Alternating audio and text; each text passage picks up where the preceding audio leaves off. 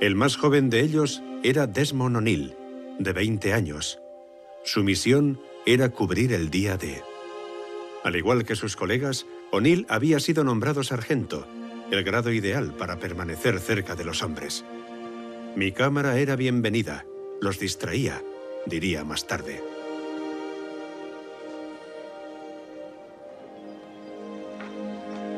El 27 de mayo sus compañeros conocieron una nueva moneda, el franco francés impreso por los aliados, a pesar del disgusto del general Charles de Gaulle, que lo consideraba una intromisión en la soberanía francesa, puesto que solo Francia debería tener derecho a acuñar su moneda.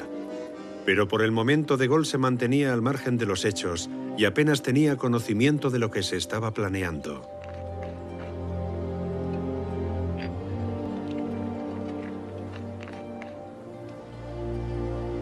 Aquellos hombres sabían que tenían muchas posibilidades de morir, y eso creaba una atmósfera extraña, diría O'Neill posteriormente.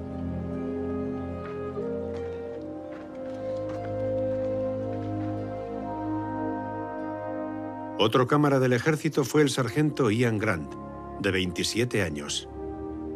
Siempre con su gorra escocesa, había elegido esa unidad para escapar de la tediosa instrucción e inmortalizar a sus compañeros de armas.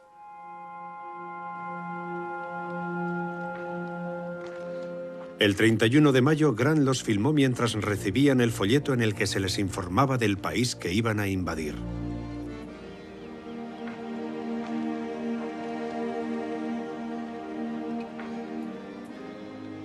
Fue en aquel campamento cuando nos enteramos de que nuestro objetivo era Normandía, diría más tarde. También filmó las escasas raciones extras que se repartieron a los hombres mientras se preparaban para enfrentarse a lo peor. Porque ya era cuestión de días.